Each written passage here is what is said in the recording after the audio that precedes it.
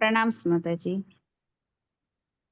नारायणं नमस्कृत्यं नरं चैव नरोत्तमं देवीं सरस्वतीं व्यासं तदुर्जयमुदीरये नष्टप्रायेषु अभद्रेषु नित्यं बाहुत सेवया भगवती उत्तमश्लोके भक्तिर्भवति नैष्टिकी मुखं करोति वाचालं पुङ्गुं लङ्घायते गिरिं यत्कृपातमहं वन्दे गुरुं दीनतारिणं परमानन्दं माधवं श्रीचैतन्य ईश्वरम्।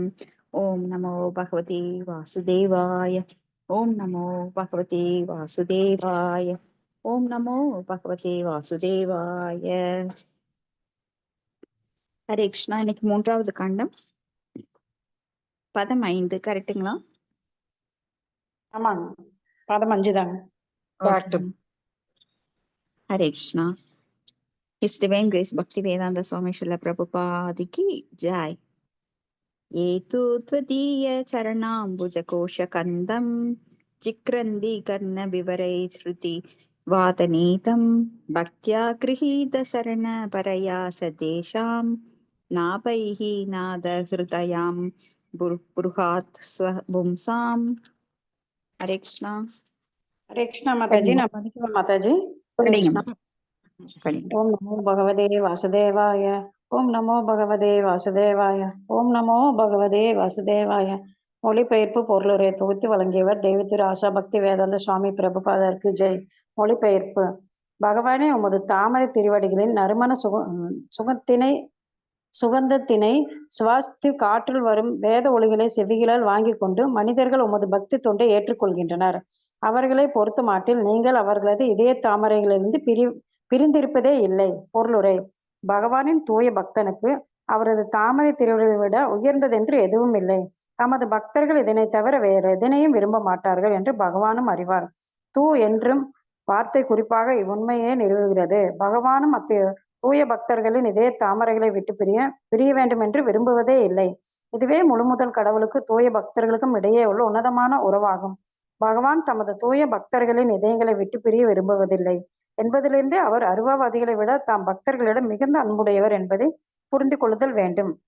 பகவானுடன் தூய பக்தர்கள் கொள்ளும் உறவானது வளர்ந்து கொண்டே போகிறது. காரணம், வேத அதிகாரத்தின் உண்மையான அடிப்படையில் அமைந்த பகவானுக்கு செய்யும் பக்தி தொண்டேயாகும். தூய பக்தர்கள் உணர்ச்சிக்கு அடிமையாகும் ஏமாற்றுக்காரர்கள் அல்ல. அவர்கள் அடிப்படை உண்மைவாதிகள் ஆவார். ஏனெனில் அவர்கள் செயல்கள் வேத இலக்கியங்கள் உள்ள உண்மைகளை தமது செவிகளால் வாங்கி வேத அறிஞர்களின் ஆதரவை பெற்றவரே இருக்கின்றனர். பரயா என்னும் வார்த்தை மிகவும் முக்கியமானதாகும். பாரா பக்தி அல்லது பகவான் மீது தானே பீரிட்டெழும் அன்புதான் அவர் மீது கொள்ளும் நெருங்கிய உறவுக்கு அடிப்படையாகும். பகவானுடன் கொள்ளும் உறவின் உயர்ந்த நிலையானது அவரது தூய மாசு மறுவற்ற பக்தர்களில் உபதேசிக்கப்படும் உண்மையான ஆதாரங்களாக விளங்கும்.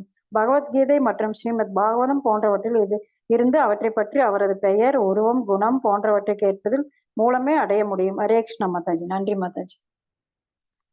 ஹரே கிருஷ்ணா. தேங்க்யூ மாதாஜி. அப்போ இங்க நம்ம பாக்குறோம், பக்தர்கள் பகவானின் இதயத்தாமரை, அந்த இதயம் பகவானுடைய பாதார விந்தத்தை எப்பொழுதும் நினைத்து கொண்டிருப்பதால் அவரது இதயங்களை விட்டு தூய பக்தர்கள் பிரிவதே இல்லை.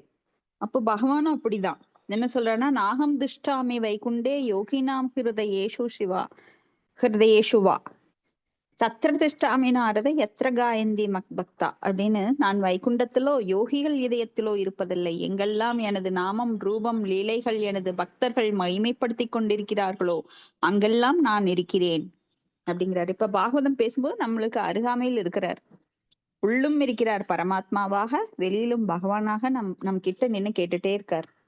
எப்படி ஒரு குழந்தைகள் தன் தாய் தந்தையரை பற்றி புகழ்ந்து பேசிக் கொண்டிருக்கிறார்களோ அப்பொழுது தாய் தந்தையர் ரொம்ப மகிழ்ச்சியா கேட்டுட்டு இருப்பாங்க. அது போல இங்க பகவான் நம்ம கிட்டவே இருக்கார். ஹரே கிருஷ்ணா.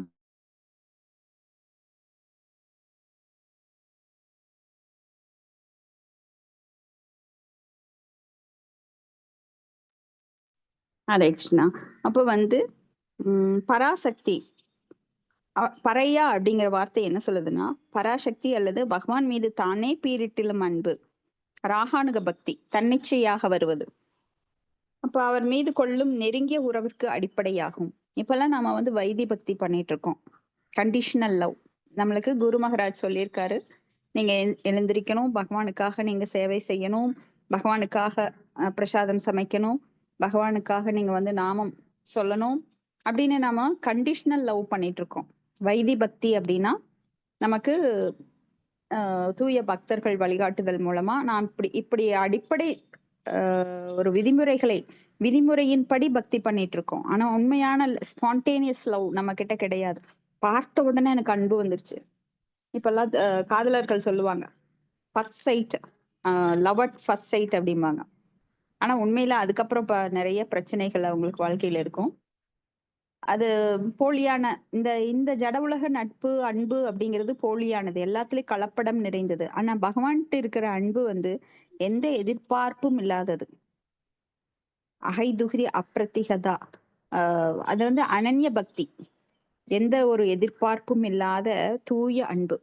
அன்பு வந்து எதையுமே எதிர்பார்க்காது, அந்த மாதிரி தூய அன்பு. பகவானுடன் கொள்ளும் உறவின் இவ்வுயர்ந்த நிலையானது அவரது தாய் மாசு மறுவற்ற பக்தர்களின் உபதேசிக்கப்படும் உண்மையான ஆதாரங்களாக விளங்கும் பகவத்கீதை மற்றும் ஸ்ரீமத் பாகவதம் போன்றவற்றிலிருந்து அவரை பற்றி அவரது பெயர், உருவம், குணம் போன்றவற்றை கேட்பதன் மூலமே அடைய முடியும். அப்ப இதுக்கு அடிப்படை என்ன? பகவத்கீதை, பாகவதம் போன்ற ஸ்கிரந்தங்கள். ஏன்னா பகவான் வந்து நாம ரூபத்துல மட்டுமல்ல, எப்போ பகவான் இந்த உலகை விட்டு தனது உடலை, அதாவது பௌதிக உடலை விடுத்து அவர் வந்து ஆன்மீக லோகத்துக்கு போனாரோ அப்போவே அங்க வந்து எல்லா குழப்பங்களும் நேரிட்டதுன்னு நாம பார்க்கலாம் பாகவதத்துல. அப்ப பகவான் எப்படி திரும்பி வருகிறார், அந்த தர்மம் ஞானத்தை திருப்பி எப்படி கொண்டு வருகிறார் அப்படின்னா, வாசுதேவே பகவதி பக்தி யோக பிரயோஜிதேக ஜனயதி ஆசு வைராக்கியம் கிருஷ்ணஸ்வ தாமோ பகதே தர்ம ஞானாதிபீக சக களவ் நஷ்ட திருஷாமேச பிராணர்கோ அதனோதிதக. பிராணங்கள் வழியாக மீண்டும் அவர் வருகின்றார். அடுத்தது ஸ்லோகம் 6. தாவத் பயம் த்ரிவின தேக சுக்ருன் நிமித்தம் சோக ஸ்புருஹா பரிபவோ விபுலஸ்ச லோபா தாவன் மமேதி அசத் அவக்ரஹ ஆர்த்தி மூலம் யாவன்னதே தேங்கிரிம் அபயம் பிரவருதி நீத லோகஹ. ஹரே கிருஷ்ணா. ஹரே கிருஷ்ணா மாதாஜி. படிக்கிறேங்க மாதாஜி. படிங்க மாதாஜி. நன்றி மாதாஜி. மொழிபெயர்ப்பு. ஓ பகவானே, உலகில் உள்ள மக்கள் அனைவரும் தங்களது உலகியல் கவலைகளினால் நிலை தடுமாறுகின்றனர். அவர்கள் எப்பொழுதும் அஞ்சுகின்றனர். அவர்கள் எப்பொழுதும் செல்வத்தையும் உடலையும் நண்பர்களையும் பாதுகாக்க முயல்கின்றனர். அவர்கள் சோகத்தினாலும் சட்டத்திற்கு புறம்பான ஆசைகளினாலும் உடைமைகளினாலும் கவலைப்படுகின்றனர். மேலும் அவர்கள் பேராசையின் அடிப்படையில் நான் எனது என்னும் அழியக்கூடிய கருத்துக்களின் மீதே எதனையும் ஏற்றுக்கொள்கின்றனர். அவர்கள் எத்தனை காலம் உமது திருவடி தாமரைகளை சரணடையாதிருக்கின்றனரோ அத்தனை காலமும் இத்தகைய கவலைகளில் ஆழ்ந்தவர்களாகவே இருப்பார்கள். பொருளுரை. குடும்ப சூழ்நிலைகளினால் குழப்பமுற்றிருக்கும் ஒருவன் எப்பொழுதும் எப்படி பகவானின் நாமம், புகழ், குணம் போன்றவற்றையே சிந்தித்துக் கொண்டிருக்க முடியும் என்று ஒருவன் கேட்கலாம். நடப்பு உலகில் உள்ள அனைவரும் தமது குடும்பம், செல்வம், நண்பர் மற்றும் உறவினர்களிடம் உள்ள உறவு போன்றவற்றை எப்படி பாதுகாப்பது என்ற சிந்தனைகள் உடையவர்களாகவே இருக்கின்றனர். இதுவரை உள்ள தனது நிலையினை எப்படி தக்க வைத்துக் கொள்வது என்னும் முயற்சியினால் ஒருவன் எப்பொழுதும் துக்கமும் அச்சமும் கொள்கிறான். இக்கேள்விக்கான பதிலாக பிரம்மதேவர் இஸ்லோகத்தில் கூறியிருப்பது மிகவும் அற்புதமானதாக உள்ளது. பகவானின் தூய பக்தன் தனது வீட்டின் எஜமானனாக தன்னை ஒருபோதும் கருதுவதில்லை. அவன் எல்லாவற்றையும் பகவானின் உயர்ந்த கட்டுப்பாட்டிற்கு அடைக்கலமளித்து விடுகிறான். அதனால் அவன் தனது குடும்பத்தின் பாதுகாப்பு மற்றும் நலன் பற்றி எவ்வித அச்சமும் கொள்வதில்லை. இவ்வாறு அவன் அடைக்கலம் பெறுவதினால் செல்வத்தின் மீது அவனுக்கு கவர்ச்சி நெடுநாட்கள் நிலைப்பதில்லை. அவ்வாறு ஏதேனும் செல்வ கவர்ச்சி இருந்ததென்றால் அது புலனின்பத்திற்குரியதாயிராது. மாறாக பகவானின் பக்தி தொண்டிற்குரியதாகவே இருக்கும். ஒரு தூய பக்தனும் சாதாரண மனிதனைப் போல் செல்வம் சேர்க்க வேண்டுமென்று விரும்பலாம். ஆனால் அவர்கள் இருவருக்கும் உள்ள வேறுபாடு என்னவென்றால், பக்தன் பணம் சேர்ப்பது பகவானின் தொண்டிற்காக இருக்கும். ஆனால் சாதாரண மனிதனோ தனது புலனின்பத்திற்காக பொருள் சேர்க்கிறான். அதனால் பக்தன் சேர்க்கும் செல்வம் சாதாரண மனிதனின் சேமிப்பை போல் அவனது கவலைக்கு காரணமாகி விடாது. மேலும் பகவானின் தொண்டின் நிமித்தம் ஒரு தூய பக்தன் ஈட்டும் பொருளானது விஷப்பல் பிடுங்கப்பட்ட பாம்பு போன்றதாகும். அதனால் அது கடித்தாலும் ஆபத்து அதிகமாயிராது.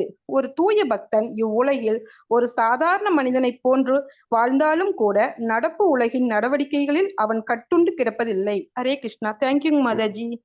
ஹரே கிருஷ்ணா. தேங்க்யூ மாதாஜி.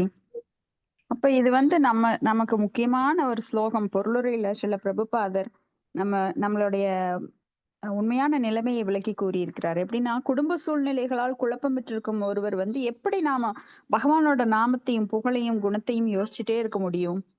இது சாத்தியமா அப்படின்னு. அப்போ இப்ப இருக்கிற இந்த குடும்பம், செல்வம், நண்பர், உறவினர்கள் இதெல்லாம் எப்படி பாதுகாக்கிறது அப்படிங்கிற சிந்தனை உடையவர்களாக எப்பவுமே பௌதிகவாதிகள் வந்து இதே சிந்தனை தான் இருக்கும். அப்ப அவங்களுக்கு துக்கம், அச்சம் இது எல்லாமே இருந்துட்டே இருக்கும். அப்ப வந்து இது அற்பமான எண்ணங்கள். அப்ப ஒரு தூய பக்தன் வந்து தன்னை எஜமானனா கருதுறது கிடையாது. ஒரு தூய பக்தன் வந்து பணக்காரனா இருந்தா கூட அவன் வந்து அந்த பணத்தை வைத்து பகவானுக்கு எவ்வாறு சேவை செய்வது என்பதில் தான் நிலைத்திருப்பான். ஏன்னா இது பல்லு பிடுங்கப்பட்ட பாம்பு போன்று. அது வந்து சில சமயம் அவனுக்கு அகங்காரத்தை தந்தாலும் அது வந்து மறுபடியும் அவன் பக்தியில நிலைத்திருக்கிறதுனால அவன் மறுபடியும் அந்த கான்சியஸ்னால, தூய உணர்வுனால அவன் திரும்ப கொண்டு வரப்படுறான். பக்தியில இருக்கிறதுனால தான் எஜமானன் கிடையாது அப்படிங்கிறது மறுபடியும் அவனுக்கு தோணுது. ஏன்னா முக்குணங்கள் எல்லாரையுமே பாதிக்கும். சோ இப்படி சில பிரபுபாதர் அழகா நம்மளுக்கு அந்த மொழிபெயர்ப்புல சொல்றாரு. ஹரே கிருஷ்ணா. கெஸ்ட் வந்திருக்காங்க மாதாஜி, நீங்க யாராவது கண்டினியூ பண்ணுங்க. மலியா மாதாஜி, நீங்க யாராவது மகேஸ்வரி மாதாஜி நீங்களும் மாறி மாறி சொல்லுங்க. நான் வந்துடுறேன். ஹரே கிருஷ்ணா. ஹரே கிருஷ்ணங்க மாதாஜி. மல்லிகை மாதாஜி, நீங்க ஃபர்ஸ்ட் சொல்லுங்க மாதாஜி. நீங்க சொல்லுங்க மாதாஜி. ஓகே. ஹரே மாதாஜி பதம் 7 படிங்க. அதான் மாதாஜி சொல்லிட்டு போயிட்டாங்க. அந்த 6 பதம் 7ல இருந்து சொல்லுங்க. ஓகேங்க மாதாஜி. பகவதே வாசுதேவாய. ஓம் நமோ பகவதே வாசுதேவாய. ஓம் நமோ பகவதே வாசுதேவாய. ஹரே கிருஷ்ணா. தைவேன தேகதே தியோ பவதஹ பிரசங்காத் சர்வாசு போபா சமானத் விமுகேந்திரியாமி குர்வந்தி காமசூலேச லவாயதீனா லோபாபியூத மனசோ குஷலானி சஸ்வத். ஹரே கிருஷ்ணா. மொழிபெயர்ப்பு படிக்கிறேன் மாதாஜி, படிக்கிறேங்க. ஹரே கிருஷ்ணா.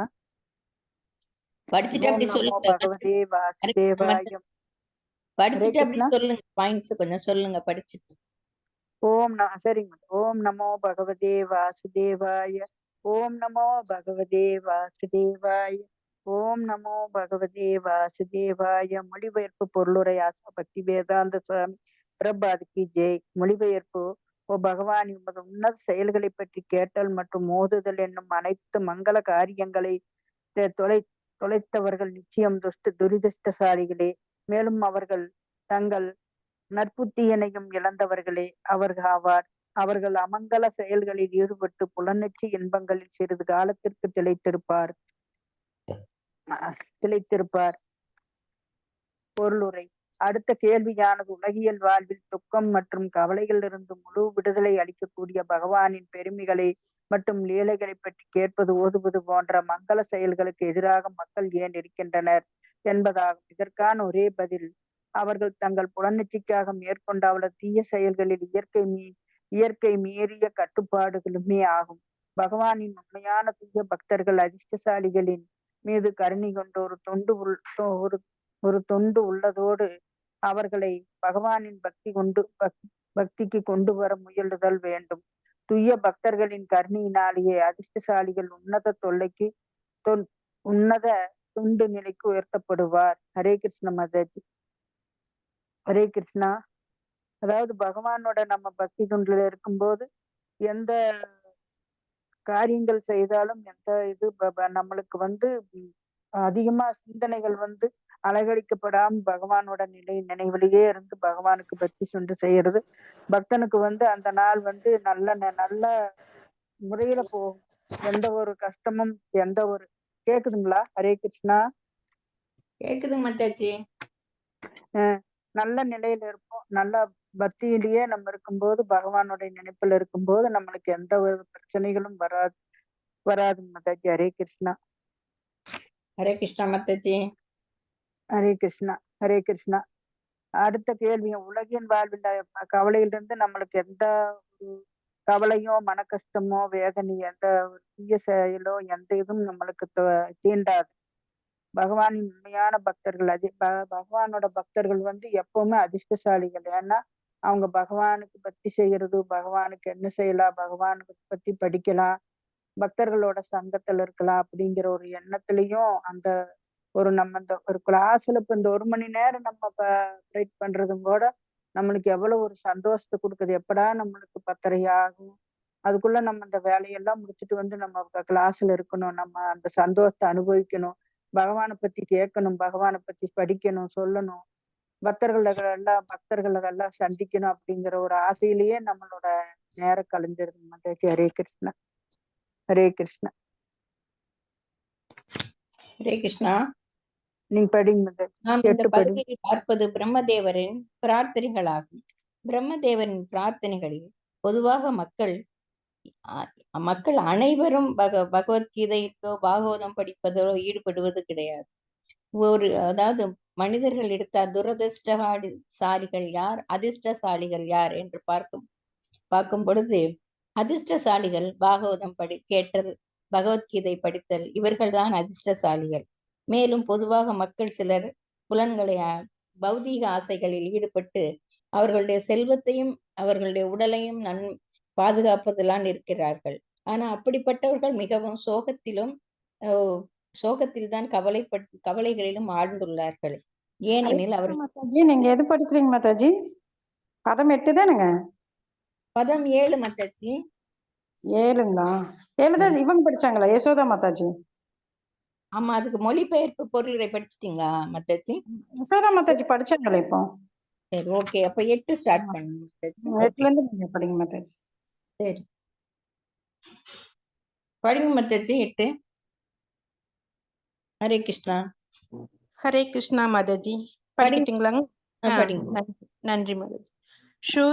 ஷூத் இத்ருத்ரிதா துபீர் இமா முகூர் அத்யமானாக சீதோஷ்ணவாத வரஷைத் இதரேதராச்ச காமாக்னினா யுச்யுத ருஷாஷ சுதுர்பரணே சம்பஷ்யதோ மன உருக்ரம சீததே மே. மொழிபெயர்ப்பு மாதாஜி யாரும் படிக்கிறீங்களா? படிச்சு நீங்களே சொல்லுங்க, அப்பதான் உங்களுக்கு புரியும். இல்ல மாதாஜி, யாரோ படிக்காதவங்களுக்கு ஒருத்தர் வாய்ப்பு போகுது. படிங்க மாதாஜி. சரி. அதாவது யார் படிக்கிறேன்னு சொன்னாங்க? படிக்கட்டும் மாதாஜி. விஜயகுமாரி மாதாஜி தான் படிக்கிறேன்னு சொன்னாங்க. படிங்க. மொழிபெயர்ப்பு மற்றும் பொருளுரை. ஆசா பக்திவேதாந்த சுவாமி ஸ்ரீல பிரபுபாதா ஜெய். ஓ எந்தன் பகவானே, இவ்வேளை ஜென்மங்கள் எல்லாம் பசி, தாகம், வாதம், பித்தம், சிலேட்டுமம் போன்றவற்றினால் குழப்பமுறுகின்றனர். மேலும் அவை உயிரை உறைய செய்யும் பனி, எரிய செய்யும் வெயில், மழை போன்ற பல இயற்கை இடையூறுகளினால் இடருற்று காமக்கினியினாலும் ஆற்ற முடியாத சினத்தினாலும் மூழ்கடிக்கப்பட்டிருக்கின்றனர். நான் அவர்கள் மீது மிகுந்த இரக்கமும் கவலையும் கொள்கிறேன். பொருளுரை. பிரம்மதேவர் போன்ற இறை பக்தர்களும் அவர்களது சீட பரம்பரையில் வந்தவர்களும் பந்தப்பட்ட ஆத்மாக்களின் குழப்பமுற்ற நிலை கண்டு எப்பொழுதும் துக்கமே அடைகின்றனர். பந்தப்பட்ட ஆத்மாக்கள் மனமும் உடலும் மும்முனை துன்பங்களில் கடந்தாக்குதல்களினாலும் ஜட இயற்கையின் இடர்பாடுகளினாலும் இது போன்ற பல உலகியல் பாதங்களினாலும் மிகுந்த துன்பம் அடைகின்றனர். இத்துன்பங்களிலிருந்து விடுதலை பெறுவது எவ்வாறு என்பதை அறியாத நிலையிலேயே அதை அனுபவிக்கும் மனிதர்கள் சில வேளைகளில் பொதுமக்களின் பாதுகாவலர்களாக தம்மை காண்பித்துக் கொள்கின்றனர். இவர்களை பின்பற்றும் துரதிர்ஷ்டம் வாய்ந்த பொதுமக்களோ அத்தலைமையின் கீழ் மேலும் அவதிப்படுகின்றனர். இது குருடனுக்கு குருடன் வழிகாட்டி இருவரும் பள்ளத்தில் விழுந்த கதையாகும். ஆகையினால் பகவானின் பக்தர்கள் இவர்கள் மீது இரக்கம் கொண்டு இவர்களுக்கு சரியான பாதையினை கற்றுக் கொடுக்கவில்லை என்றால் இவர்களின் வாழ்க்கை மீட்க முடியாத தோல்வியினையே அடையும். புலனுகர்ச்சிக்கு அப்பாற்பட்ட இம்மூட மனிதர்களை காக்கும் பொறுப்பினை மேற்கொள்ளும் பகவானின் பக்தர்கள் பிரம்மதேவரை போன்ற பகவானின் நம்பிக்கைக்கு உரியோர் ஆவர். ஓம் தத்து. ஹரே கிருஷ்ணா மாதாஜி. ஹரே கிருஷ்ணா மாதாஜி. ஹரே கிருஷ்ணா மாதாஜி. பிரம்மதேவர் என்ன சொல்றாங்கன்னா, இந்த ஏழை ஜென்மங்கள் வந்து வாதம், பித்தம், கபம் அப்படியெல்லாம் சொல்லக்கூடிய அந்த விதமான உடல் அமைப்புகளை வச்சுட்டு அதுல ஏற்படக்கூடிய நோய்கள் மற்றும் பிரச்சனைகளை எல்லாம் நினைச்சே குழப்பம் அடையறாங்க. அது போக 3 விதமான துன்பங்கள் நம்மளுக்கு இருக்குல்ல மாதாஜி. ஆதி தைவிகா, ஆதி ஆத்மிகா, ஆதி பௌதிகா, ஆதி தைவிகா. நம்மளுக்கு நாமளே ஏற்படுத்திக்கூடிய துன்பங்கள், பிறரால் நமக்கு ஏற்படக்கூடிய துன்பங்கள், இயற்கையினால் நம்மளுக்கு ஏற்படக்கூடிய துன்பங்கள். இந்த 3 விதமான துன்பங்களிலையும் மாற்றி மாற்றி ஏதோ ஒரு வகையில சிக்கிட்டு நம்ம அதுலயே கவலையிலையும் அதுல இருந்து மீள்வது பற்றின யோசனையிலயுமே நம்ம இருந்துட்டு இருக்கிறோம். அப்படி இருக்கிறத பார்த்து நம்மளுடைய குரு சீட பரம்பரையில வந்த அனைத்து குருமார்களுமே, உயரிய வைஷ்ணவர்களுமே நம்மளை பார்த்து பாவப்படுறாங்க, கருணையை இது பண்ணணும்னு நினைக்கிறாங்க. அவங்க வந்து துக்கம் படுறாங்களே, இந்த ஆத்மாக்கள் வந்து என் ஆத்ம விடுதலை பற்றிய விஷயங்களை அறிஞ்சுக்காம இந்த பௌதீக விஷயங்களுக்குள்ளேயே சுழண்டுட்டு இருக்கிறாங்களே, இவங்க எப்பொழுதுதான் இந்த விடுதலை உணர்வை பத்தி புரிஞ்சுட்டு பகவானுக்கு சேவை செஞ்சு அவர்கிட்ட போய் சேர போறாங்க அப்படிங்கறத பத்தி ரொம்ப கவலைப்படுறாங்க அப்படின்னு இதுல சொல்லியிருக்காங்க மாதாஜி. மற்றது மறுபடியும் மாதாஜி எத்தனாவது page? Page number 385 Mataji. Okay, thank you Mataji.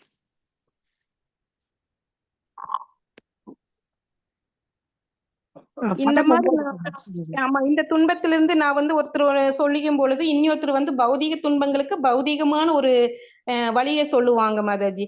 இப்ப நம்ம உண்மையான இந்த ஆன்மீக வழியை காமிச்சு கொடுத்து இதுதான் நம்ம ஏன் பிறந்திருக்கோம், எதுக்கு பிறந்திருக்கோம், இந்த மனித பிறப்பினுடைய கடமை என்ன அப்படிங்கறத பத்தி சொல்லாம, நீ இந்த ஒரு படம் இது உனக்கு கடனா இருக்குதா, அப்ப நீ இன்னொரு பக்கம் வட்டி குறைவான ஒரு இடத்துல கடன் வாங்கி இந்த கடனை அடைச்சிரு அப்படி சொல்லி சொல்லி அந்த மாதிரி பௌதிகத்துக்குள்ளேயே சுழண்டுட்டே இருக்கிறாங்க மாதாஜி. அவங்க ஒருத்தருக்கு ஒருத்தர் தன்னை பாதுகாவலர்களா நினைச்சிட்டு ஒரு உறவுகளுக்கு மேம்படுத்திட்டு இதுக்குள்ளேயே சுழண்டு அவங்க ஒரு கடமைப்பட்டுக்கிறாங்க. எந்த ஒரு விஷயம் செஞ்சாலுமே அதுக்கு ஒரு திருப்பி ஒரு பலன் இருக்கும் இல்லைங்களா? அதே மாதிரி அவங்க இந்த மாதிரி இப்பிறவிகள் இப்படி பண்ணிட்டே இருக்கும்பொழுது அந்த பந்தத்தினால மீண்டும் மீண்டும் அவர்கள் இன்னொரு பந்தத்துல உறவுகள்ல தான் வருவாங்களே ஒழிய அவர்கள் எப்பொழுது பக்தர்களோடையோ பக்தர்கள் சங்கத்தோடய வந்து இணையறாங்களோ அப்பத்தான் அவங்களுக்கு வந்து அந்த பிறவியினுடைய உயர்வு கிடைக்கும். இல்லைன்னா இந்த மனித பிறவி இதுக்கு கீழே இருக்கக்கூடிய பிறவிகளுக்குள்ளதான் அவங்க போய் மறுபடியும் பிறந்து இதே சூழலுக்குள்ள திரும்ப திரும்ப வந்துட்டே இருப்பாங்க மாதாஜி. அது வந்து அவங்க நினைச்சுக்கிறாங்க நம்ம ஃப்ரெண்டையோ இல்ல நம்மள உறவுகளையோ அக்கா தங்கச்சியோ அண்ணன் தம்பியோ நம்ம ஒரு பெரிய கஷ்டத்துல இருந்து காப்பாத்திட்டோம் அப்படின்னு நினைக்கிறாங்க. நீங்க கொடுக்கக்கூடிய பணமோ பொருளோ அது கொஞ்சம்தான், அதுவும் பௌதீகமானது. அதே சமயம் நீங்க பக்தியை வந்து கொடுத்து அவங்களுக்கு உதவும் பொழுது அது ரொம்ப ரொம்ப மகத்துவமானதா இருக்கும். அது அவங்க இந்த ஜென்மத்துக்கு மட்டும் இல்லாம 7 ஜென்மங்களுக்குமே அவங்களுக்கு ரொம்ப பெரிய உதவியாக இருக்கும். அது நம்மளுக்கு தெரியாம நாம் இதை செஞ்சுட்டு நம்ம பெரிய பாதுகாவலரு, அவங்களுக்கு நான் உதவி செஞ்சுட்டேன் அப்படின்னு சொல்லி அந்த கர்வத்துல இருந்துக்கிறோம். ஆனா இது ரொம்ப துரதிருஷ்டமானதுன்னு சொல்றாங்க. இது எப்படி இருக்குதுன்னா, ஒரு குருடன் இன்னொரு குருடருக்கு வழிகாட்டுறது மாதிரி இருக்குன்னு உதாரணம் சொல்றாங்க பிரபுபாதர். அது எப்படி இருக்கும்னு நம்மளுக்கே புரியுது பாருங்க. நம்மளும் ஒரு பௌதீக பிரச்சனைகளுக்குள்ள மாட்டி ரொம்ப சிரமப்பட்டு மனவேதனையோ ஒரு நோயினாலேயோ ஏதோ ஒரு வேதனையால் இருக்கும் பொழுதுதான் நம்மளுக்கு ஏதோ ஒரு வகையில இந்த பகவத்கீதையும் இந்த சத்சங்கமும் நம்மளுக்கு கிடைச்சிருக்குது. அதே மாதிரி நம்மளும் இன்னொருத்தருக்கு இந்த வாய்ப்பை கொடுக்கணும். ஆனா மத்த ஜனங்கள் இதுல வராதவங்க, இது புரியாதவங்க என்ன பண்ணிட்டு இருக்காங்க, பௌதீகமா இருக்கக்கூடிய மக்கள் வந்து ஒரு கடன் ஒரு பிரச்சனை சொல்லும்போது அதுக்குள்ளேயே தான் வந்துட்டு வட்டம் அடிக்கும் பொழுது திரும்ப திரும்ப ஒருத்தர் போய் முன்னாடி விழுகும் போது பின்னாடி போய் இன்னொருத்தரும் அதுக்குள்ளேயே விழுகிற மாதிரிதான் இருக்குது மாதாஜி. ஹரே கிருஷ்ணா. அடுத்தது பகவானினுடைய பக்தர்கள் வந்து இவர்கள் மீது இரக்கம் கொண்டு இவர்களுக்கு சரியான பாதையை கற்றுக் கொடுக்கவில்லை என்றால் இவர்களின் வாழ்க்கை மீட்க முடியாத தோல்வியினையே அடையும். பகவானின் பக்தர்கள் உயரிய வைஷ்ணவர்கள் ஆன்மீக வழிகாட்டிகள் வந்து நம்மளை பார்த்து இறக்கப்பட்டு தான் இதெல்லாம் வகுப்புகளுக்கு வாங்க, இதெல்லாம் ஹரே கிருஷ்ண நாமத்தை சொல்லுங்க, அவருக்கு சேவை செய்யுங்க அப்படின்னு சொல்றாங்க. இந்த மாதிரி செய்யலைன்னா நம்மளோட வாழ்க்கை வந்து ரொம்ப பாதாளத்துல போய் விழுந்துடும். அதுல இருந்து நம்மளை யாராலையும் காப்பாற்ற முடியாது. அதுக்காகத்தான் வந்து நம்மளுடைய உயரிய வைஷ்ணவர்களும் ஆன்மீக குருமார்களும் இவ்வளவு பாடுபடுறாங்க.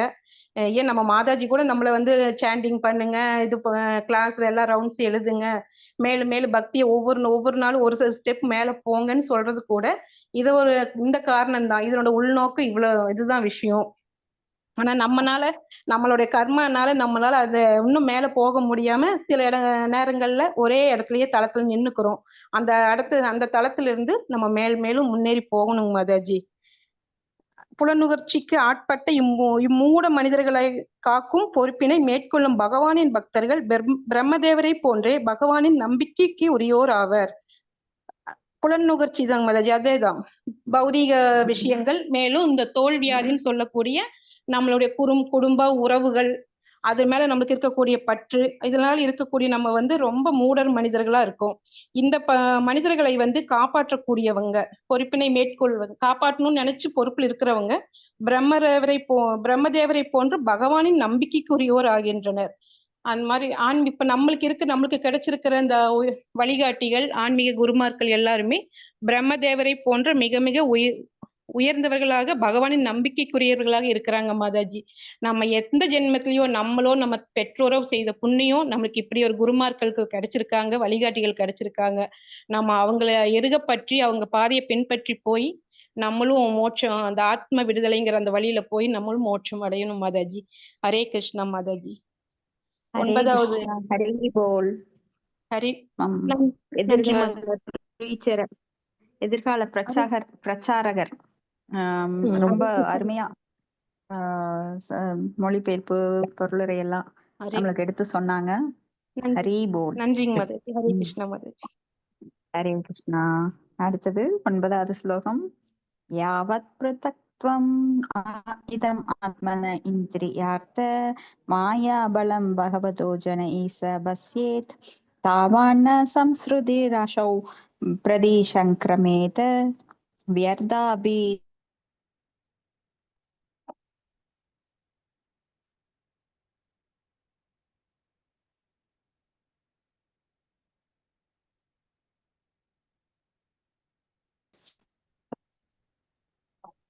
மாதாஜி கேக்கல சுத்தமா. கேட்கல மாதாஜி. ஹரே கிருஷ்ணா. கேக்கலீங்களா மாதாஜி? இப்ப கேக்குறேன். யாராவது படிங்க மாதாஜி. மொழிபெயர்ப்பு படி. ஹரே கிருஷ்ண மாதாஜி, நான் படிக்கிறேன் மாதாஜி. படிங்க. ஓ பகவானே, உலகிய துன்பங்கள் என்பவை ஆத்மாவை பொறுத்தவரை துன்பங்களே அல்ல. ஆயினும் மேலும் பந்தப்பட்ட ஆத்மா உடலை புலன் இன்பத்திற்கானது என்று எண்ணும் வரை அவன் உமது புறசக்தி என்னும் மாயையினால் பாதிக்கப்பட்டு உலகிய துன்பங்கள் என்னும் வலையிலிருந்து மீளவே முடியாது. பொருளுரை. உலகியல் வாழ்வில் உயிர்களின் மொத்த துன்பத்திற்கு காரணம் அவனவனிடம் இருக்கும் தன்னிச்சையான கருத்தேயாகும். அவனது கட்டுண்ட அல்லது விடுதலை பெற்ற இரு நிலையிலும் அவன் எப்பொழுதும் முழுமுதற் பகவானையே சார்ந்திருக்கின்றான். ஆயினும் புறசக்தியின் பாதிப்பினால் கட்டுண்ட ஆத்மா தன்னை முழுமுதற் கடவுளின் அதிகாரத்திற்கு உட்படாத சுதந்திரமானவன் என்று கருதுகிறது. அவனது உணவுபூர்வமான நிலை என்பது பரம விருப்பத்திற்கு இசைவாக அவன் இணைவதேயாகும். அவன் அவ்வாறு செய்யவில்லை எனில் உலகியல் அடிமைத்தளத்தில் நிச்சயம் அவன் பூட்டப்படுவான். பகவத்கீதை 2.55 பிரஜகாதி யதா காமான் சர்வான் பார்த்த மனோகதான் என்று குறிப்பிடப்பட்டிருக்கிறது.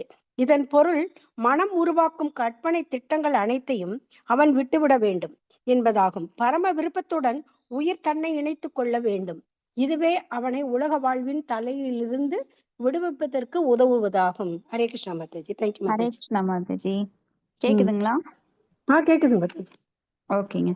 அப்ப உலகியல் வாழ்வின் உயிர்களின் மொத்த துன்பத்திற்கு காரணம் என்னன்னா மனம் பரம் காரணம். உண்மையில இங்க இன்பங்கிறது கிடையாது, துன்பங்கிறது கிடையாது. ஆனால் மாயினால மயக்கப்பட்ட மனமானது இது இன்பம், இது துன்பம். ஒரு பொருள் கிடைக்கல அப்படின்னா துன்பம். ஒரு உடல், அதாவது பஞ்சபூதங்களால் ஆன இந்த உடல் மறையும் போது ஆத்மா மறையிறது கிடையாது. ஆனா அந்த உடல் மேல பற்று வைத்திருப்பதனால் அவர்களுடைய மறைவு நம்மளுக்கு துன்பத்தை தருகின்றது. ஆனா ஒரு பக்தன் மறையும் போது அந்த ஆத்மாவோட நாம சம்பந்தப்பட்டிருக்கோம், அதனால துன்பம் வர்றது இயற்கை. ஆனா அந்த உடலோடு பந்தப்பட்ட ஒரு உறவானது நிலையற்றது என்பதை நாம் முன்னரே அறிவோம். ஏன்னா எல்லாருக்குமே மரணம் வரும். அப்ப மரணம் வரும்போது இந்த உடல் அகன்று விடும், ஆனால் ஆத்மா அழியாதது. ஆனா பக்தர்களோட கொள்ளும் சங்கமானது ஆத்ம ரீதியிலானது. அதனாலதான் நம்மளுக்கு அவங்களோட துன்பம் தவிர்க்க முடியாது. ஆனா உடல் சம்பந்தமான பௌதிகமான உறவுகள் போகும்போது நாம துன்பப்பட வேண்டிய அவசியமே இல்லை. ஏன்னா அந்த உறவுல எந்த பிரயோஜனம் கிடையாது, பௌதிகமான உறவுல எந்த பிரயோஜனம் கிடையாது. ஏன்னா அது நாம நிலையற்றது ஏற்கனவே நம்மளுக்கு தெரியும். நாமெல்லாம் ரயில் பயணிகள், தனியா வர்றோம், தனியா போறோம். யாரையும் கூட அழைச்சிட்டு போக கூடாது. அப்போ ஒரு கணவன் நம்மளுக்கு துணையா இருக்கிறப்போ நீயும் வா கூட, நான் போறேன், நாளைக்கு யமதர்மன் எனக்கு வரப்போறான் அப்படின்னு கையை பிடிச்சு கூட்டிட்டு போக முடியாது.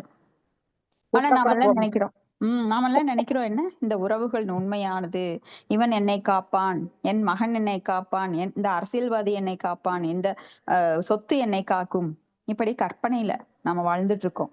ஆனா உண்மையான இன்பம் கிடையாது, உண்மையான துன்பமும் கிடையாது. மனம்தான் நம்மை மயக்கத்தில் ஆழ்த்துகிறது. நல்லா சிந்திச்சு பாருங்க இத.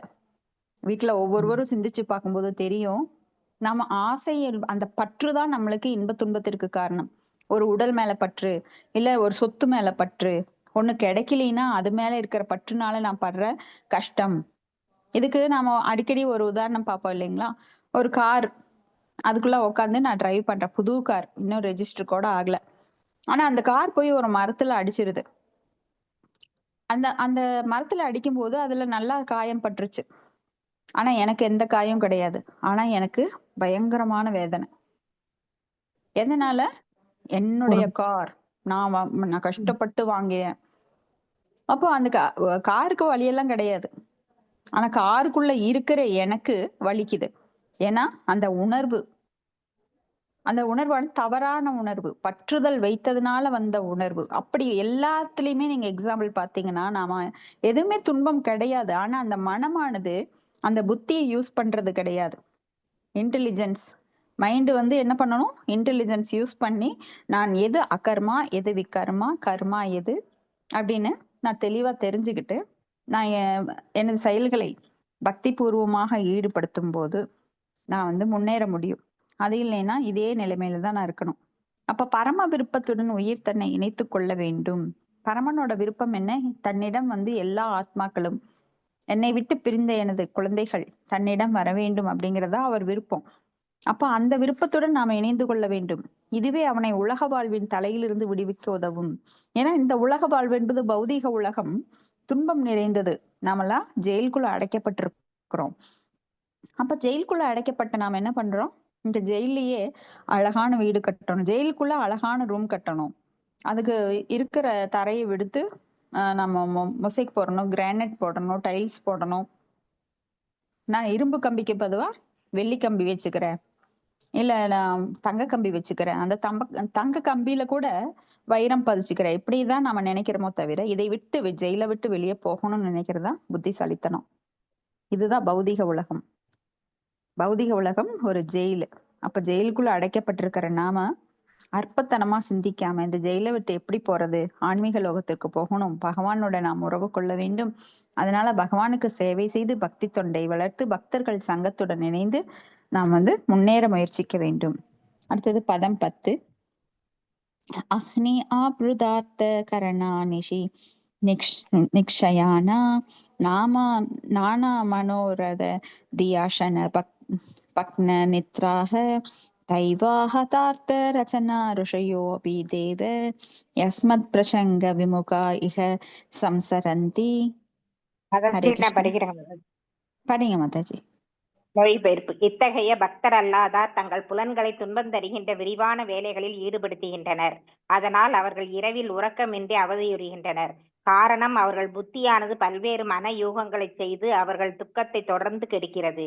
இயற்கை மீறிய சக்தியினால் அவர்களது பல்வேறு திட்டங்களும் சீர்குலைவதினால் அவர்கள் சோர்வுறுகின்றனர். ஏன் உம்மை பற்றிய உன்னத சிந்தனைக்கு எதிரான மாமுனிவர்கள் கூட நடப்பு உலகில் சுற்றி சுழல வேண்டியவர்களாகின்றனர். பொருளுரை. இதற்கு முந்தைய ஸ்லோகத்தில் குறிப்பிடப்பட்டிருக்கிறபடி பகவானின் பக்தி தொண்டின் சுவையறியா மக்களே உலகியல் தொழில்களில் ஈடுபடுகின்றனர். பகற்பொழுதில் சற்றேறத்தாழ அனைவருமே கடுமையான உடல் உழைப்பில் ஈடுபடுகின்றனர். அவர்களது புலன்கள் அனைத்தும் கனரக தொழிற்சாலைகளில் பரந்துபட்ட துன்பம் தரும் கடமைகளில் ஈடுபடுகின்றன.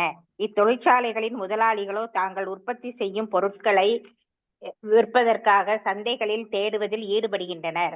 அதன் தொழிலாளர்களோ ஏராளமான இயந்திரங்களின் உதவியினால் அதிகமான உற்பத்தியில் ஈடுபடுகின்றனர். தொழிற்சாலை என்பதின் மற்றொரு பெயர் நரகமாகும். நரக வேதனையின் அனுபவிக்கும் அம்மனிதர்கள் இரவுகளில் சோர்ந்திருக்கும் தம் புலன்களுக்கு உற்சாகமூட்ட மதுவையும் மங்கையையும் நாடுகின்றனர். ஆயினும் அவர்கள் ஆழ்ந்த நித்திரை கொள்ள முடிவதில்லை. காரணம், அவர்களின் பல்வேறு மனயுக திட்டங்கள் தொடர்ந்து அவர்கள் நித்திரையை கெடுக்கின்றன. இவ்வாறு அவர்கள் நித்திரையின்றி வருந்துவதினால் சில வேளைகளில் பகலில் போதிய ஓய்வில்லாத காரணத்தினால் உறங்கி வழிகின்றனர். இயற்கைக்கும் மீறிய சக்தியின் ஏற்பாடுகளினால் உலகின் மிகப்பெரிய விஞ்ஞானிகள், சிந்தனையாளர்களும் கூட தங்கள் பல்வேறு திட்டங்களின் சீர்குலைவினால் பிறவிகள் தோறும் இந்த உலகில் கிடந்து அழிகின்றனர். ஒரு சிறந்த விஞ்ஞானி உலகினை விரைவில் அழிப்பதற்காக அணுசக்தியில் புதிய கண்டுபிடிப்புகளை செய்யலாம். அதனால் அவர் தீமையை பாராட்டும் வண்ணம் அவர் மிகப்பெரிய பரிசினை கூட பெறலாம். ஆயினும் அவர் செய்த செயலுக்கு தண்டனையாக மனித சக்திக்கு எட்டாத ஜட இயற்கையின் விதியின் கீழ் மீண்டும் மீண்டும் ஜனன மரண சுழற்சியில் கிடந்து அழுந்த வேண்டியிருக்கிறது. பக்தி தொண்டிற்கு எதிராக மனிதர்கள் அனைவரும் இந்த உலகில் கிடந்து நிச்சயம் உழல்கின்ற நிலையினையே அடைவர். இச்சுலோகம் குறிப்பாக பகவானின் பக்தி தொண்டிற்கு எதிரான முனிவர்களை கூட அவர்கள் உலகியல் வாழ்வின் கால சூழலில் சிக்கிக் கொள்வர் என்று கண்டிக்கிறது. இக்காலத்தில் மட்டுமல்ல, இதற்கு முந்தைய காலங்களில் பல்வேறு முனிவர்கள் பரமபுருஷ பகவானுக்குரிய பக்தி தொண்டினை குறிப்பிடாது சமய அறநெறியில் தங்கள் சொந்த முறைகளை கண்டுபிடிக்க முயன்றனர். ஆயினும் பரமபுருஷ பகவானுக்கு தொண்டு செய்யாது எந்தவித சமய அறநெறிகளும் இருக்க முடியாது. உயிர் பொருட்கள் அனைத்திற்கும் தலைவராக விளங்குபவர் பரமபுருஷ பகவானே ஆவார். அவரை விட சிறந்தவரோ அவருக்கு இணையாகவோ எவரும் இலர். பகவானின் அருவத்தன்மையோ அல்லது எல்லைக்குட்பட்ட சர்வ வியாபத்தன்மையோ கூட முழுமுதற் கடவுளுக்கு இணையாக முடியாது. ஆகையினால் பக்தி தொண்டு கொள்கையில் இல்லாது உயிர்கள் முன்னேறுவதற்காக சமயமோ அல்லது சரியான தத்துவ முறைகளோ இருக்கவே முடியாது. சுய விடுதலைக்காக தவம் மற்றும் துறவு நெறிகளில் அதிக துன்பமுறும் அருவவாதிகள் வேண்டுமென்றால் அருவ பிரம்ம ஜோதியினை அடையலாம். ஆயினும் பக்தி தொண்டில் அவர்கள் நிலைபெறாத காரணத்தினால் இறுதியில் அவர்கள் மற்றொரு வாழ்விற்காக இந்த உலகிலேயே மீண்டும் விழுகின்றனர். இது பின்வருமாறு உறுதி செய்யப்படுகிறது. ஏ அன்யே அரவிஞ்சாச்ச விமுக்தமானின தயாஸ்தபாவாத் அவிசுத்த புத்தயः ஆருக்ய கிருஷ்ணேன பரம்பதம் ததகா பதந்தியதோ அதாருத்வ யுஷ்மத்அங்க்ரயः. பகவானுக்கு பக்தி தொண்டு செய்யாமலேயே விடுதலை பெற்று விட்டோம் என்று தவறான கருத்துடைய மனிதர்கள் பிரம்மஜோதி என்னும் லட்சியத்தினை அடையலாம். ஆயினும் அவர்களது உணர்தலின் தூய்மை கேடும் வைகுண்ட லோகத்தில் அடைக்கலம் பெற வேண்டும் என்னும் விருப்பமும் அவ்விடுதலை பெற்றதாக எண்ணுகின்ற மனிதர்களை மீண்டும் உலகியல் வாழ்வு பெற கீழே தள்ளி விடுகின்றன.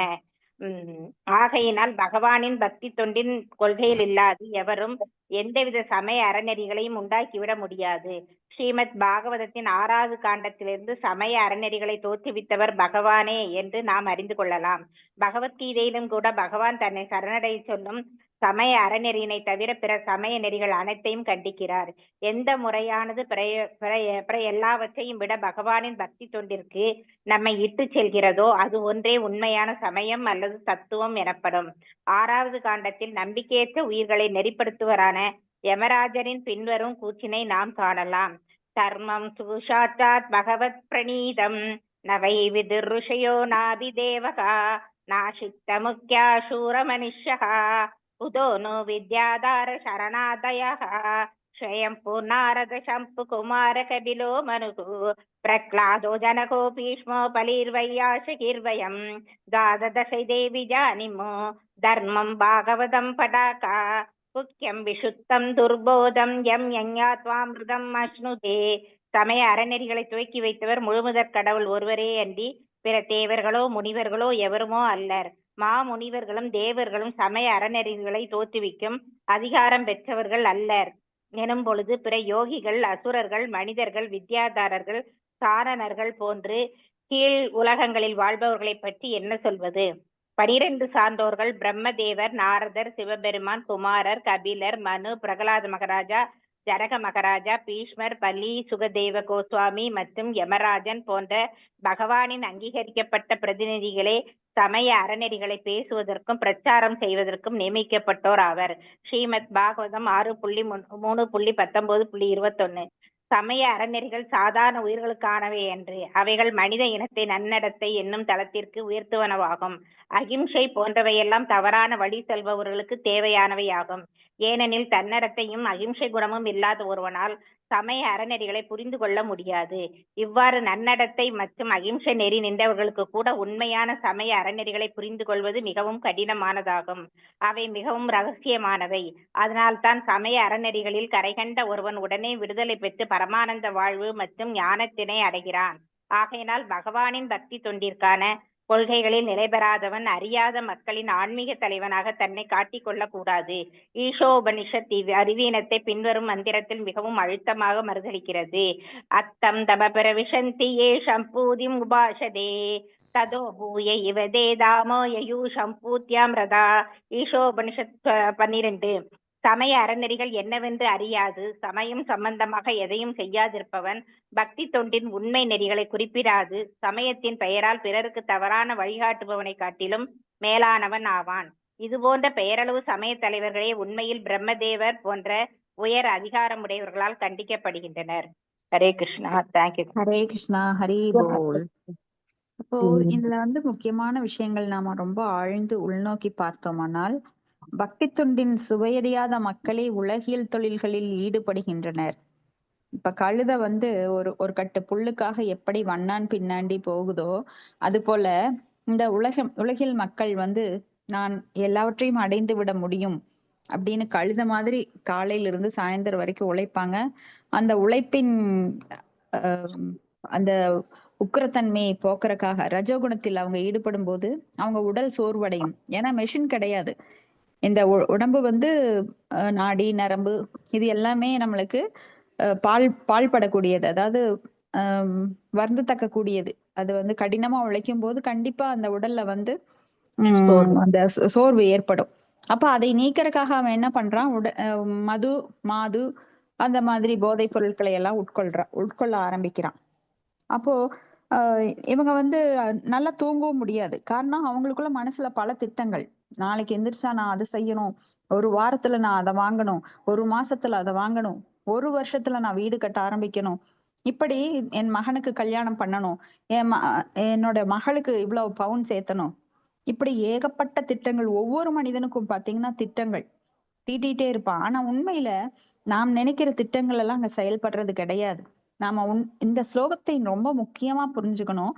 தசேவ ஹேதோ பிரயதேத ஹேவிதோ நலப்பியதேயத் பிரமதாம் உபரி அதக தத் லப்யதே துகவ தன்யதக சுகம் காலேன சர்வத்திர கபீர ரம்ஹசா. அப்போ நம்மளுக்கு என்ன பிராப்தம் இருக்கின்றதோ அதுதான் உண்மையில நம்மளுக்கு வரும். நம்மளுக்கு என்ன கிடைக்காதோ அது உண்மையில கிடைக்காது. கிடைக்க வேண்டியது கிடைக்க வேண்டிய நேரத்துல நம்மளுக்கு கிடைக்கும்.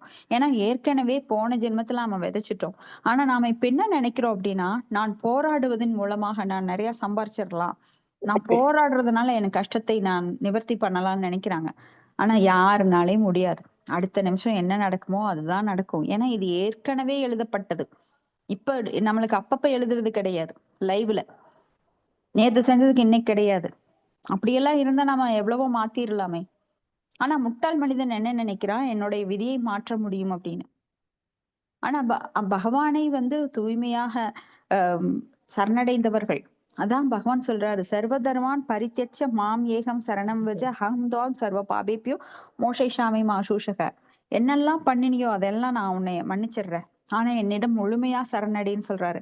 அப்ப பக்தர்களுக்கு வந்து அந்த பாரம் குறைக்கப்படலாம், விதி மாற்றப்படலாம். ஆனால் பக்தர்கள் அல்லாதவங்க என்னதான் தன்னுடைய சுய முயற்சியால் முயற்சித்தாலும் ஒன்னும் நடக்காது. ஆனா நாம நிறைய பேர் அப்படிதான் நினைச்சிட்டு இருக்கிறோம். நான் வந்து இதை மாற்றி விடுவேன், அதனால நான் உக்கிரமா செயல்படுறேன். நிறைய பேர் அப்படிதான் நினைக்கிறோம். ஒற்றவனுக்குதான் ஒட்டும். எவ்வளவு உருண்டு புரண்டா எண்ணெய போட்டு உருண்டாலும் அது ஒட்டுறதுதான் ஒட்டும். சோ சிலரெல்லாம் பணக்காரங்க இருக்காங்க, சிலரால் நோயிட்டு இருக்கிறாங்க, சிலரெல்லாம் நல்லா இருக்காங்க அப்படின்னு நினைச்சு பொறாமப்படுறதுல அர்த்தமே இல்லை. ஏன்னா அவங்க போன ஜென்மத்துல நல்லது பண்ணிருக்காங்க, அதனால இப்ப அனுபவிக்கிறாங்க. ஆனா பக்தர்கள் வந்து இதை வந்து பெருசா எடுத்துக்கிறது கிடையாது. நல்லதோ கெட்டதோ அவங்களுக்கு இருமைகள் கிடையாது. அதுல இருந்து விடுபட்டதுனால அவங்க எப்பவுமே சமமான ஒரு சமநிலையில் இருக்கிறாங்க. இப்போ சுய விடுதலைக்காக, விடுதலை அப்படின்னா என்ன, முக்தி. அப்ப அந்த முக்தி என்பது சிலர் நினைக்கிறாங்க வைகுண்ட லோகம் போனா எனக்கு முக்தி. அப்ப முக்தி என்பது பௌதிகத்திலிருந்து விடுபடுவது. இது வந்து மகேஸ்வரி மாதாஜி நல்லா கேட்டாங்க, முக்தி என்றால் என்ன. அப்ப சுய விடுதலை தான் முக்தி. அதாவது பௌதிகத்திலிருந்து விடுதலை பெறுவது. அதுக்காக வேற வேற நெறிகளை ஃபாலோ பண்றாங்க. தவம் செய்யறாங்க, துறவு பண்றாங்க, யோகம் பண்றாங்க, அஷ்டாங்க யோகம், ஹட யோகம், யம நியம ஆச்சன பிராணயாம பிரத்யாகார தாரண சமாதி போன்ற பல்வேறு முறைகள்ல அவங்க முயற்சி பண்றாங்க. ஆனா தர்மம் தூ சாக்ஷாத் பகவத் பிரணீதம். ஆனா பகவான் என்ன சொல்றார்? என் மேல அன்பை நீங்க திரும்ப புதுப்பிச்சுக்கோங்க, அதுதான் பக்தி தொண்டு, அதுதான் உண்மையான நிலை.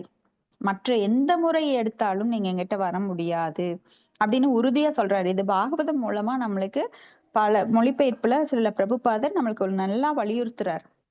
மற்ற முறைகள்ல, மனோகற்பனை முறைகள்ல என்னதான் முயன்றாலும் பகவானின் லோகத்தையோ பகவானையோ அடைய முடியாது. பகவானுக்கு தொண்டு செய்யாமல் விடுதலை பெற்று விட்டோம் அப்படின்னு தவறான கருத்துடைய மனிதர்கள் பிரம்ம ஜோதியை வேணா அடையலாம்.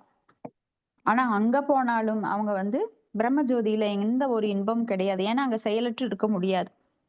எவ்வளவு நாளைக்கு செயல் இல்லாம உட்கார்ந்துருப்பீங்க? அப்ப செயல்படும் இயல்புடைய அந்த ஆத்மாவானது மீண்டும் செயல்படுவதற்காக பிறப்பெடுக்கின்றது, மீண்டும் கீழே விழுகின்றது. அப்புறம் மறுபடியும் அவங்க என்ன பண்றாங்க? சமூக சேவையில ஈடுபடுறாங்க. அப்படி வீழ்ந்தவர்கள் தான் இன்னைக்கு சமூக சேவையில ரொம்ப சிறப்பா நாங்க மருத்துவ உதவி பண்றோம், கல்வி கூடங்கள் கட்டுகிறோம், ஸ்கூல்ல ஆரம்பிச்சு அவங்களுக்கு கல்வியை தருகிறோம் அப்படின்னு நிறைய அந்த ஈடுபாடு உடையவங்களா இருப்பாங்க. அப்போ அறநெறிகளில் தோற்றுவித்தவர் பகவான் தான்.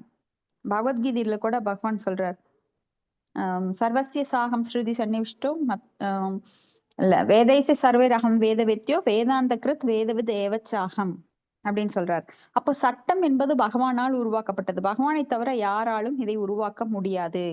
ஏன்னா பகவானுக்கு சமமானவர்களோ உயர்ந்தவர்களோ யாரும் கிடையாது. அசமௌத்தவ. அப்ப பகவான் தான் நம்மளை எல்லாரையும் தோற்றுவித்தார். அவர் தான் சட்டங்களை உருவாக்கி நம்மளுக்கு இந்த பவுண்டரியை தாண்டாத அட்லீஸ்ட் இதையாவது கடைபிடித்து வாழ் அப்படின்னு சொல்லி நம்மளுக்கு தர்ம அர்த்த காம மோக்ஷ அப்படின்ற ஒரு ஆரம்ப நிலையை தந்திருக்கார், வர்ணாசிரமத்தை தந்திருக்கார். அப்போ இந்த வேதங்கள் எல்லாம் தர்மத்தை பறைசாற்றுபவை. பகவானுடைய வேதங்கள் பகவானுடைய திருவாயிலிருந்து வந்தவை. அவதான் சட்டம் என்ன. இப்போ இந்தியாவுக்கு ஒரு சட்டம் இருக்கு. இப்போ தனி ஒரு நபர் போய் நான் இந்த சட்டத்தை மாற்றுகிறேன், இதை மாத்தி போடுங்க அப்படின்னு எல்லாம் சொல்ல முடியாது. இதே ஒரு ஃபாரினர் இந்திய சட்டத்தை மாற்ற முடியாது. சோ ஒரு நாட்டுக்கும் ஒரு சட்டம் இருக்கு. அது போல பகவான் பொதுவான இந்த சட்டத்தை இந்த பௌதிக உலகத்துக்கு, ஏன்னா பௌதிக உலகத்துக்கும் தலைவர் அவர்தான், ஆன்மீக உலகத்துக்கும் தலைவர் அவர்தான். அப்ப இந்த சட்டங்களை எல்லாம் கொடுத்து அத மாயையோட கையில, மகா மாயையோட கையில், துர்கா தேவி கையில கொடுத்து நீ இதையெல்லாம் பார்த்துக்கோன்னு சொல்லிட்டார். பகவான் நேரடியாக வர்றதில்லை. அப்ப மறைமுகமாக அவரது ஆட்சியின் கீழே தான் நாம் எல்லாருமே இருக்கோம். அப்போ துர்காதேவி எங்க அந்த சட்டங்களை எல்லாம் அவங்க இங்க நம்மளுக்கு கொடுக்குறாங்க. அந்த சட்டத்தின் படிதான் நாம வாழணும்.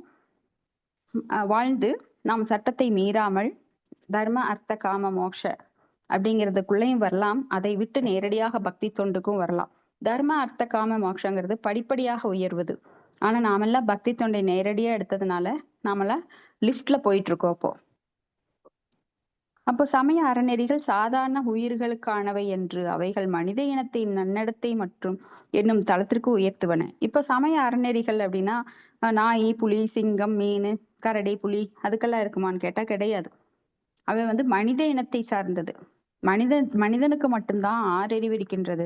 அப்போ சமய அறநெறிகளை பின்பற்றவில்லை என்றால் அது ஒரு சமூகமே கிடையாது. இப்ப ஏதாவது ஒரு சமூகம் சமய அறநெறி கிடையாதுங்க, நாங்க எதையும் ஃபாலோ பண்றது இல்ல அப்படின்னா அங்க எப்படி இருக்கும்?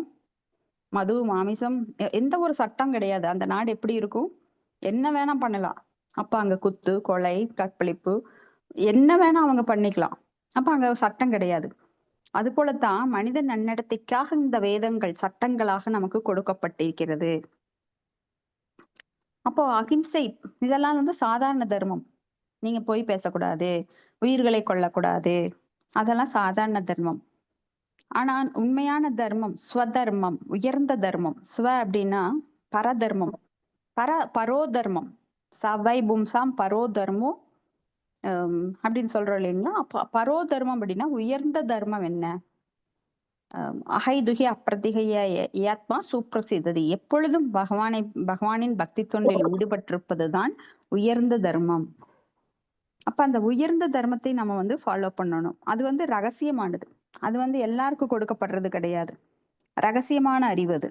அதனாலதான் நம்ம பகவத்கீதையில படிக்கிறோம், ராஜவித்யம் ராஜகுஹ்யம். குஹ்யம் அப்படின்னா ரகசியம், அப்ப இறைவனை பற்றிய இந்த அறிவு ரகசியமானது, எல்லாருக்கும் அது கிடைக்காது. பகவத்கீதை வச்சிருக்கலாம், பாகவதம் வச்சிருக்கலாம், ஆனா அதை புரிஞ்சுக்க கூடிய அறிவு சிலருக்கு மட்டும்தான்.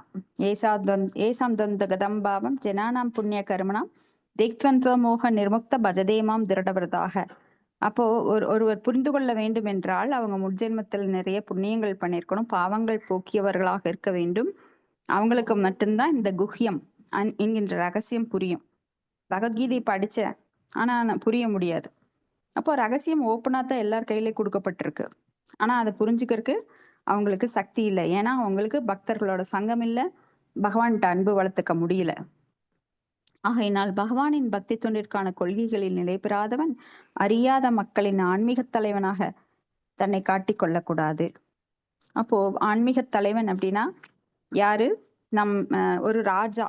அந்த காலத்துல எல்லாம் ராஜாக்கள், ராஜசையோ விதுகன்னு பகவான் அந்த நாலேஜ ராஜாக்களுக்கு தான் தந்தார். ஆனா இன்னைக்கு ஜனநாயகம் அப்படிங்கிற பெயர்ல தமோ குணம் கொண்டவன் எல்லாம் உயர்ந்த தலைவனாக இந்த சமூகத்தில் வந்து குழப்பத்தை ஏற்படுத்தக்கூடியவனாக, சனாதன தர்மம் என்றால் என்னன்னு கூட அறியாதவன் ஆட்சி பீடத்துல உட்காந்துருக்கான். அவனுக்கு எப்படி மக்களுக்கு வழிகாட்ட முடியும்? தனக்கே வழி தெரியாத ஒருத்தன் குருடன் மற்றவர்களுக்கு வழிகாட்ட துணிவது போல அவன் ஈடுபட்டு இருக்கான். அப்ப சமய அறநெறிகள் என்னவென்று அறியாது சமயம் சம்பந்தமாக எதையும் செய்யாதிருப்பவன் பக்தி தொண்டின் உண்மை நெறிகளை குறிப்பிடாது சமயத்தின் பிறருக்கு தவறான வழிகாட்டுபவனை காட்டிலும் மேலானவன். அப்ப சமயத்தின் பெயரால் நிறைய தவறான வழிகாட்டுறவங்களும் இருக்காங்க. வெறும் அரசியல்வாதிகள் மட்டும் கிடையாது, நிறைய பேர் தன்னை குருவாகவும் நான் உங்களுக்கு தீட்சை கொடுக்குறேன் அப்படின்னு சொல்லி நிறைய சமயங்களை தோற்றுவிப்பார்கள் இடையில பூந்து. இப்ப பாத்தீங்கன்னா ஜைனர்கள் அப்படிங்கிற ஒரு சமயம் ஏற்படுத்தியிருக்காங்க. ஆனா அந்த ஜைனர்கள் என்ன பண்ணுவாங்க, தங்கள் முடிகளை தாங்களே கையில பிச்சுக்குவாங்க. அவங்க கீழே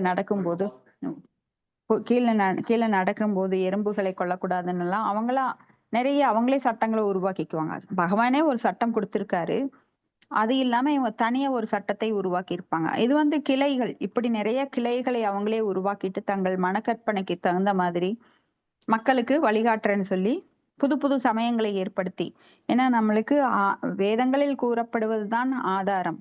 வேதங்கள்ல 4 மார்க்கம் தான் சொல்லப்பட்டிருக்கு. பிரம்ம மத்துவ கௌடிய சம்பிரதாயம், ருத்ர சம்பிரதாயம், குமார சம்பிரதாயம், இன்னொன்னு ஸ்ரீ சம்பிரதாயம். அதை விடுத்து இப்ப நிறைய முளைச்சிருக்கு.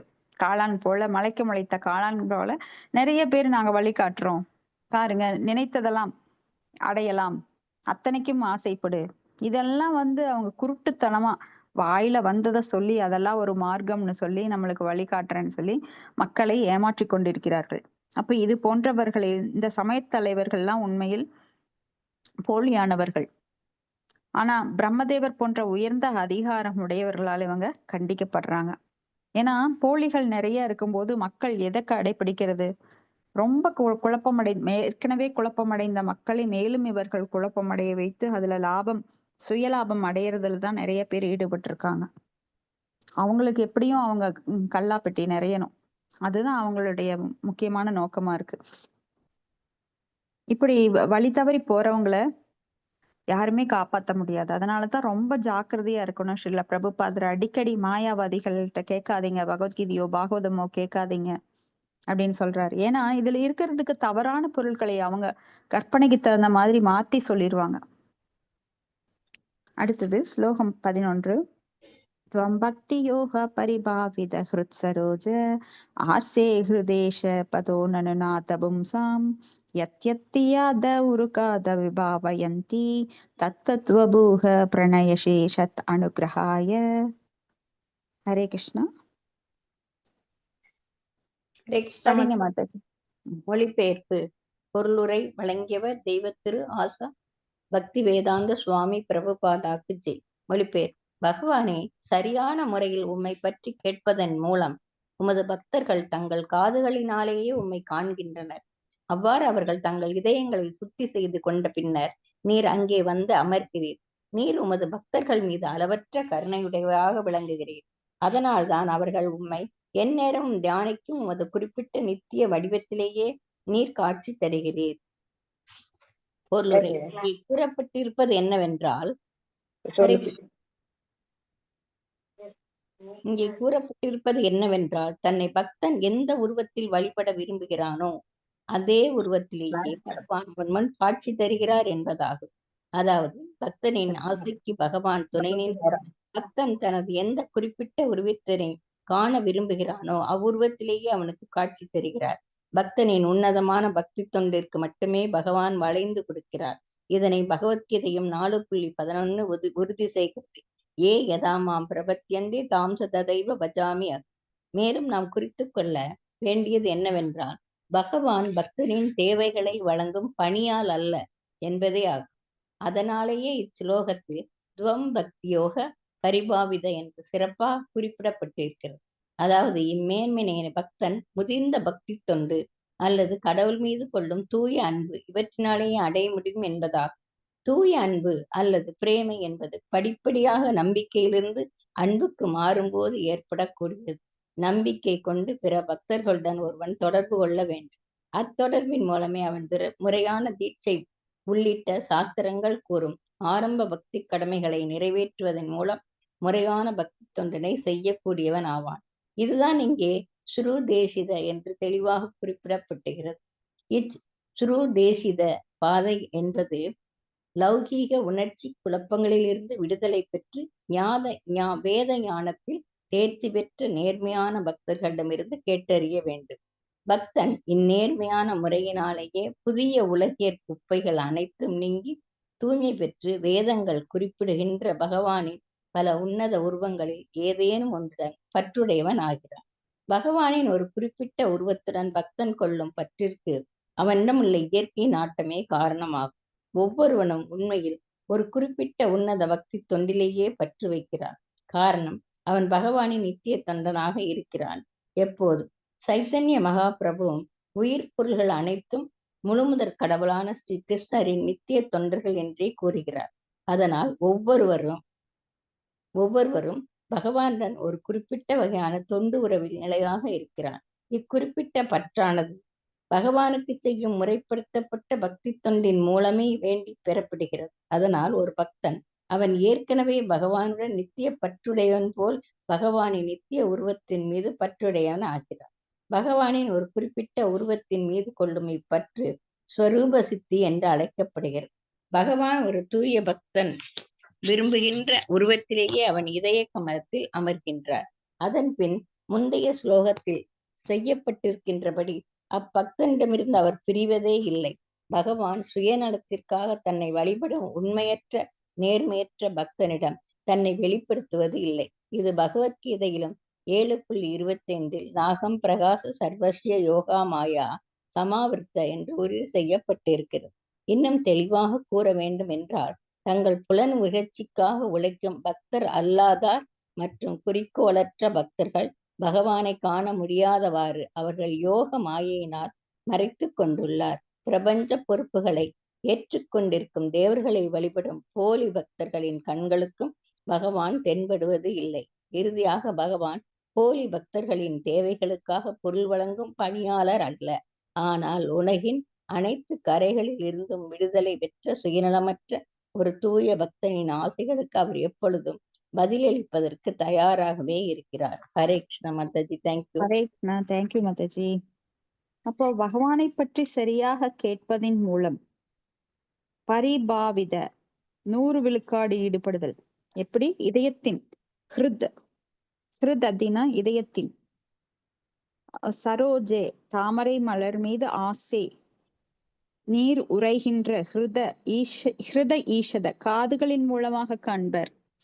இப்ப பக்தர்கள் ஸ்ரவணத்துல ஈடுபட்டிருக்கிறதுனால எப்போதும் பகவானை பற்றிய ஸ்ரவணத்தில் ஈடுபட்டிருப்பதன் மூலமாக பகவான் தன்னை பக்தர்களுக்கு வெளிப்படுத்துகின்றார். ஏன்னா பகவானுக்கு காதுகளை எப்பொழுதும் கொடுக்க வேண்டும், பகவானை பற்றிய செய்திகளே கேட்க வேண்டும். மாயை நம்மளுக்கு பல வலைகளை விரித்தாலும் அதுல வீழாமல் எப்பொழுதும் பகவானுக்காக இந்த காதுகளை கொடுக்கும் போது பகவான் அந்த காதுகள் வழியாக அமிர்தம் போன்று நம் இதயத்திற்குள் பாய்ந்து ஊடுருவி செல்கின்றார். அப்போ அந்த இதயத்துல பகவான் நம்மை தூய்மைப்படுத்தி அந்த இருளை அகற்றி அவர் நம்மை ஆட்கொள்கின்றார். இப்ப பகவானா பார்த்து நம்மை ஆட்கொள்ளும் போது வேற எதுவுமே வேண்டியதில்லை. ஒரு பக்தன் வந்து அதிகமா கஷ்டப்பட வேண்டியதில்லை. யோகம், தவம், தானம் இதெல்லாம் பண்றது பிரயோஜனமே கிடையாது. ஏன்னா அவன் நேரடியாக பகவானுடைய அன்பை பெற்று விட்டான். அதுதான் நம்ம பாக்குறோம் பகவத்கீதையில் 4:11 ஏ யதாமாம் பிரபத்தியந்தே தாம்ஸ்ததைவ பஜாமியகம் மம வர்தமானோ வர்தந்தே மனுஷாக பார்த்த சர்வதக. என்னை யார் எவ்வளவு தூரம் சரணடைகிறார்களோ அதற்கேற்ப நான் வந்து ரெசிப்ரிகேட் பண்றேன் அப்படின்றார். அப்ப பக்தி யோக பரிபாவித அப்படின்னு சொல்லப்பட்டிருக்கீங்க. ரொம்ப முக்கியமான சொல். அப்ப முதிர்ந்த பக்தி தொண்டு, கடவுள் மீது கொள்ளும் தூய அன்பு, அது வந்து பக்தன் அதன் மூலமாக தூய்மையை அடைய முடியும். தூய அன்பு அல்லது பிரேமை படிப்படியாக நம்பிக்கையிலிருந்து அன்புக்கு மாறும் போது ஏற்படக்கூடியது. முதல்ல என்ன வேணும்? நம்பிக்கை, ஸ்ரத்தா, சாது சங்கா, பஜன கிரியா அப்படின்னு படிப்படியாக அவன் வந்து ஒவ்வொரு நிலைக்கு உயர்ந்து கடைசியில பிரேமை எனும் தளத்தை அவன் அடைகின்றான். பிரேமை என்பது அன்பு. அந்த அன்பு எப்படி வரும்? நம்பிக்கையின் மூலமா. ஏன்னா வேதங்கள் வந்து நம்மளுக்கு தாய் போல. அந்த தாய் தான் பகவானாகிய பரமபுருஷரை காட்டி கொடுக்கும் தாயாக அவள் வந்து நம்மளுக்கு வேதங்கள் சொல்லப்பட்டிருக்கு. பகவானுடைய புகழ், நாமம், ரூபம், குணம், லீலைகள் அதையெல்லாம் கேட்டு கேட்டு கேட்டு ஒரு பக்தன் நம்பிக்கை கொண்டு பகவானை பின்னர் அடைகின்றான் படிப்படியாக. அப்போ அந்த ஸ்ரத்தை வேணும் எல்லாருக்குமே. ஒரு ஸ்ரத்தை என்பது எங்கே பாருங்க, ஒரு பிசினஸ் ஃபீல்ட்ல நம்பிக்கை இல்லைன்னா ஒரு பொருளை வியாபாரம் பண்ண முடியாது. நம்பிக்கை இல்லைன்னா எதுவும் வாங்க முடியாது. நம்பிக்கை இல்லைன்னா குடும்பம் நடத்த முடியாது. ஒரு கணவனுக்கு மனைவி மேல நம்பிக்கை இல்லை, மனைவிக்கு மகன் மேல நம்பிக்கை இல்லை, மகனுக்கு அவன் மனைவி மேல நம்பிக்கை இல்லை, அது குடும்பமா இருக்காது. எப்பவுமே சந்தேகம் கொண்டவங்க உள்ளத்துல வந்து எப்பவுமே குழப்பமே இருந்துட்டு இருக்கும். என்னைக்கும் அவங்களுக்கு வந்து நிம்மதிங்கிறதே கிடையாது. அது போல பகவானிடம் நம்பிக்கை இல்லாது பாகவதம் கேட்கறதுனாலோ பகவத்கீதை கேட்கறதுனாலோ ஒரு பிரயோஜனம் கிடையாது. ஃபர்ஸ்ட் அந்த நம்பிக்கை, ஸ்ரத்தையை கொண்டு வர வேணும். அப்போ முறையான தீட்சை மூலமா, தீட்சை அப்படின்னா என்ன? இனிஷியேஷன், ஆரம்ப நிலை. இனிஷியேஷன் அப்படின்னா ஆரம்ப நிலை. அதுக்கப்புறம் படிப்படியா அவங்க பக்தி தொண்டு செய்யறாங்க. இதுதான் இங்கே ஸ்ருதேஷித அப்படின்னு சொல்லப்படுது. அப்ப பௌதிகமான உணர்ச்சி குழப்பங்களிலிருந்து விடுதலை பெறுவது வேத ஞானத்தில் தேர்ச்சி பெற்ற நேர்மையான பக்தனிடமிருந்து கேட்டறிய வேண்டும். கேட்கறதுங்கிறது ரொம்ப முக்கியமானது. யாரிடம் கேட்க வேண்டும்? தூய பக்தர்களிடமிருந்து கேட்க வேண்டும். நம்மளுக்கு இப்ப ஸ்ரீல குரு மகராஜ் கிட்ட கேட்டோம் அப்படின்னா, நம்ம இப்ப சாதாரணமா நாமெல்லாம் சேர்ந்து படிக்கிறோம். இதை விட 10 மடங்கு அதிகமா, 100 மடங்கு அதிகமா, 10 மடங்கு இல்ல, பல மடங்கு அதிகமா, எண்ணில் அடங்காத அளவு அதிகமான ஞானத்தை நம்மால பெற முடியும். கொஞ்சமா கேட்டாலும். ஏன்னா அவங்க ரொம்ப ரொம்ப ரொம்ப ரொம்ப தூய்மையானவங்க. பகவானுடைய நேரடி பிரதிநிதி குரு. அவர் பகவானாகவே மதிக்கப்பட வேண்டும். இப்ப பகவான்கிட்ட நேரடியா கேட்டா எப்படி இருக்கும்? அது போல குரு மகராஜ் கிட்ட நம்ம நேரடியா கேட்கறது. அதனாலதான் சில சென்டென்ஸ் அவர் பேசும்போது அதையெல்லாம் வந்து நான் குரூப்ல அனுப்பிச்சுடுறோம். ஏன்னா குரு மகராஜ் கிட்ட இருந்து நேரடியாக கேட்பது என்பது அவ்வளவு வலிமை வாய்ந்தது. ஏன்னா அவரது வாயிலிருந்து வர்ற வார்த்தைகள் நம்ம காதுகள்ல கூட நுழைய வேண்டியதில்லை, ஹிருதயத்தில் நேரடியா நுழைஞ்சிரும். இப்போ பகவானின் ஒரு குறிப்பிட்ட உருவத்துடன் பக்தன் கொள்ளும் பற்றிற்கு அவனிடம் உள்ள இயற்கை நாட்டமே காரணம். இயற்கை நாட்டம், இயற்கை குணங்கள் நம்மளுக்கு சத்துவ குணத்துல ஓங்கி இருக்கும்போது நாம வந்து பக்திக்கு சீக்கிரம் முன்னேறலாம். ஆனா தமோ குணத்திலும் ரஜோ குணத்திலும் இருக்கிறவங்க அவ்வளவு சீக்கிரம் வர முடியாது. அப்போ ஒவ்வொருவனும் உண்மையில் ஒரு குறிப்பிட்ட உன்னத பக்தி தொண்டில் பற்றி வைக்கிறான். காரணம், அவன் பகவானின் நித்திய தொண்டனாக இருக்கிறான் என்பதே. அப்ப சைத்தன்ய மகாபிரபு உயிர் பொருட்கள் அனைத்து முழுமுதற் கடவுளான ஸ்ரீ கிருஷ்ணர் நித்திய தொண்டர்கள். நாம் எல்லாருமே ஜீவேன சுரூபகைய கிருஷ்ணர் நித்திய தாச. அப்போ ஒரு பக்தன் வந்து நித்திய பற்றுடையவனா போல் பகவானின் நித்திய உருவத்தின் மீது பற்று வைக்கிறான். பகவானின் ஒரு குறிப்பிட்ட உருவத்தின் மீது கொள்ளும் பற்று ஸ்வரூப சித்தி.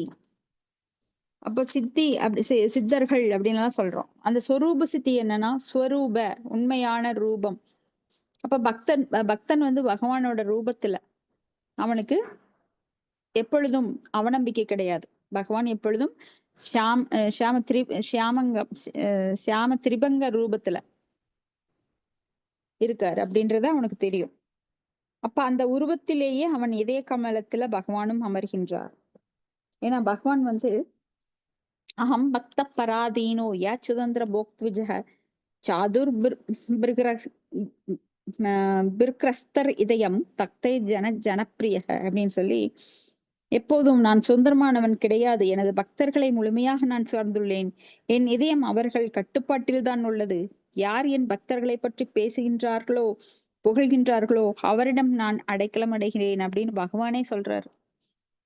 ஆக்சுவலா நாம தான் பகவானுடைய அடைக்கலத்தை பெற வேண்டும், ஆசிரிய. ஆனா நான் பகவான் என்னங்கிறாரு, நான் எப்போதும் என் பக்தர்களோட அடைக்கலத்துல இருக்கிறேன், அவங்க இதயத்துல நான் எப்பவும் இருக்கிறேன்றார். ஏன்னா நான் சுதந்திரமானவன் கிடையாது. ஆனா ஃபர்ஸ்ட் ஸ்லோகா பாகவதத்துல 1.1.1ல என்ன சொல்றாரு, ஸ்வராட், நான் சுதந்திரமானவன் அப்படின்னு அந்த பிரார்த்தனையில சுகதேவ கோஸ்வாமி சொல்றாரு, பகவான் இன்றும் சுதந்திரமானவர். ஆனா இங்க பகவான் என்ன சொல்றாரு, கான்ட்ராவர்சியா இருக்கு. நான் சுதந்திரமானவன் அல்ல, எப்பொழுதும் பக்தர்களுக்கு நான் வந்து பக்தர்களோட அடைக்கலத்துல நான் இருக்கேன் அப்படிங்கிறார். சோ இது பக்தர்களால மட்டும்தான் புரிஞ்சுக்க முடியும். இதையே படிச்சாங்கன்னா பௌதிகவாதிகள் ரொம்ப குழம்பி போயிருவாங்க. என்னடா ஒரு பக்கம் இவங்க கிருஷ்ணா வந்து சுதந்திரமானவர் சொல்றாங்க, இன்னொரு பக்கம் அதுதான் பக்தியோட உயர்நிலை. அப்ப பகவான் சுயநலத்துக்காக தன்னை வழிபடும் உண்மையற்ற நேர்மையற்ற பக்தரிடம் தன்னை வெளிப்படுத்துறது கிடையாது. ஏன்னா பக்தி அப்படிங்கிறது அன்புங்கிறது தூய்மையா இருக்கணும், தூய்மையான பால் போல. அதுல தண்ணி கலக்கப்பட்டா எப்படி இருக்கும், தண்ணி கலந்த பால், விஷம் கலந்த பால், ஒரே ஒரு சொட்டு தாங்க விஷம், பரவாயில்ல இந்த பாலை குடிங்க, நான் உங்களுக்கு கொடுத்தா நீங்க என்ன குடிப்பீங்களா, அதுக்கிட்ட கீழே ஊத்திடுவீங்க. அது போல கலப்படம் மிகுந்த அன்பு, எதிர்பார்ப்புள்ள அன்பு, அது தூய்மையற்றது. எல்லாருக்குமே தெரியும். இதை வந்து விளக்க வேண்டிய அவசியமே இல்லை. நான் இப்போ உங்க கூட பழகுறேன் அப்படின்னா எனக்கு ஏதாவது உங்ககிட்ட இருந்து கிடைக்கும். சோ ஒரு பிசினஸ்ல ஈடுபட்டு இருக்கீங்க, ஒரு துணி வியாபாரம் பண்றவங்க எனக்கு துணி கிடைக்கும், நகை வியாபாரம் பண்றவங்க கிட்ட போய் சேர்ந்தா எனக்கு நகை கிடைக்கும், குறைஞ்ச விலையிலயாவது நான் வாங்கலாம் கடைசிக்கு அப்படின்னு எல்லாம் நான் நட்பு கொண்டேன் என்றால் அது தூய்மையற்ற நட்பு. ஏன்னா அது எதிர்பார்ப்புடன் இருக்கிற நட்பு. அது வந்து எப்ப வேணா அந்த அன்பு வந்து மறையும், தோன்றி மறை. அது போல இந்த ஜட உலகத்துல ஒரு தாய் மகனுடைய நட்பே உண்மையா நான் என்னிடம் எனது உடலில் பிறந்த குழந்தையிடம் நான் பாச வச்சிருக்கேன்னா அதுல எதிர்பார்ப்பு இருக்கின்றது. ஏன்னா அது இந்த உலகத்துல எல்லாமே கலப்படம் நிறைந்தது. இங்க இருக்கிற அன்பு தூய்மையற்றது. ஆனா பகவானிடம் நாம் ஏற்படுத்தும் அன்பு, பகவான் நம் மீது வைக்கும் அன்பு அப்படிங்கிறது ஈடு இணையற்றது, அது எல்லளவும் கலப்படம் இல்லாதது. அப்ப இங்க வந்து சர்வசிய நாகம் பிரகாச சர்வசிய யோகமாயா சமாவிருதர் லோகோ அயம் நாபி ஜானாதி மூடோயம் நாபி ஜானாதி லோகோமாம் அஜம் அவ்யயம் அப்படின்றார். அப்போ இந்த மாதிரி இருக்கிறவங்களுக்கு தன்னை யோகமாயினால் மறைத்துக் கொள்கின்றார், தன்னை வெளிப்படுத்துறதே கிடையாது, வெளிப்படுத்தணுங்கிற அவசியம் கிடையாது அவருக்கு. அப்ப பக்தர்களுக்கு மட்டும் தன்னை வெளிப்படுத்துறார். யாரெல்லாம் சரணாகதி அடைகிறாங்களோ, எவ்வளவு தூரம் அடைகிறாங்களோ அவ்வளவு தூரம் தன்னை பத்தி பகவான் காட்டி கொடுக்கிறார், அவங்கள பக்தியில உயர்ந்த நிலைக்கு கொண்டு வர்றார். இப்ப பிரபஞ்ச பொறுப்புகளை ஏற்றுக்கொண்டிருக்கும் தேவர்களை வழிபடுறவங்க அவங்கள கூட என்ன சொல்றார், மூடர்கள், சிற்றறிவு படைத்தவர்கள் அப்படின்னு சொல்றாரு. அந்த வந்த துபலம் தேசாம் தத்பவதி அல்பமேதசாம். அல்பமேதசாம் அப்படின்னா சிற்றறிவு படைத்தவர்கள். ஏன்னா அவங்க அறிவு விசாலமானது கிடையாது. தேவர்கள் யாரு, பகவானால நியமிக்கப்பட்ட அதிகாரிகள், அவங்களையே கடவுள்னு நினைச்சிட்டு அவங்க வணங்குறாங்க. சக்தி வழிபாட்டுல, சிவன் வழிபாட்டுல, கணபதி வழிபாட்டுல அவங்களாம் உயர்ந்த தேவர்கள். ஆனா தாழ்ந்த தேவர்களையும் கூட, தேவர்களையே பல நிலைகள் இருக்கு. அது மாதிரி நிறைய தேவர் வழிபாட்டுல ஈடுபடுறவங்க, எனக்கு இந்த பொருள் வேண்டும், எனக்கு இது வேண்டும், அது வேணும்னு குறிப்பிட்ட தேவர்களை இந்த வேதங்கள் பரிந்துரைக்கிறது. அப்ப தமோகுண வழிபாடு, ரஜோகுண வழிபாடு, சத்துவகுண வழிபாடு, அதுலயும் வேறுபாடுகள் இருக்கின்றது.